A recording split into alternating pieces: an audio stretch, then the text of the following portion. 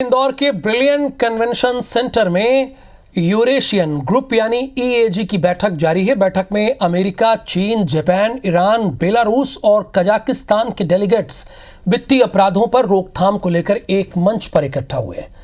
भारत में ये बैठक 16 साल बाद आयोजित हो रही, जिसकी मेजबानी इंदौर शहर कर रहा है। 41वीं ईएजी की बैठक में कैबिनेट मंत्री कैलाश विजयवर्गीय, सांसद शंकर लालवानी, मेयर पुष्यमित्र भार्गव और केंद्रीय वित्त मंत्रालय के सेक्रेटरी विवेक अग्रवाल शामिल हुए। इस दौरान विजयवर्गीय ने कहा कि वित्तीय अपराधों पर कैसे रोकथाम हो, इसके लिए सभी देश एक साथ मिलकर काम करेंगे।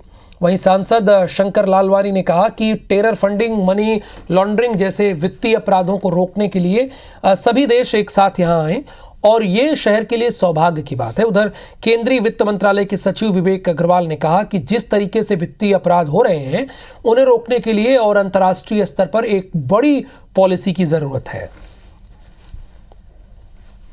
साइबर क्राइम तो है ही बहुत बड़ी, क्योंकि किसी को कहीं जाने की ज़रूरत नहीं, अपने बैठे बैठे कंप्यूटर से लोग साइबर क्राइम कर लेते हैं। इसलिए उसके निवारण की एक अच्छी तकनीकी बहुत ज़रूरी है, क्योंकि उसकी जांच जो पुलिस करती है वो भी इतनी सक्षम नहीं होती।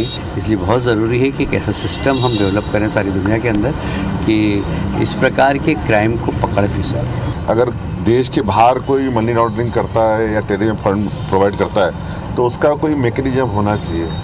तो हमने आज ये बात रखी है कि इसमें कोई ऐसी इन्वेस्टिगेशन टीम बनना चाहिए, क्योंकि एक बार अगर मनी लॉन्ड्रिंग होता है या टेररिज्म फंड आता है तो उसकी इमीडिएट एक्शन होना चाहिए। भारत में जो फिनटेक इंडस्ट्री है और जो फाइनेंशियल इनोवेशन है उसके लोग आएंगे और पूरे विश्व के और एशिया पैसिफिक ग्रुप के, जापान के और हमारे जो पड़ोसी देश हैं उनके एक्सपर्ट्स आके इस बात पे चर्चा करेंगे कि जो नए फाइनेंशियल प्रोडक्ट्स हैं, जो डिजिटाइजेशन फाइनेंस में हो रहा है, उसकी वजह से कहाँ कहाँ ऐसी चीज़ें हैं जिसमें क्राइम, फाइनेंशियल क्राइम या मनी लॉन्ड्रिंग या टेरर फाइनेंसिंग के स्कोप होता है या हो सकती है।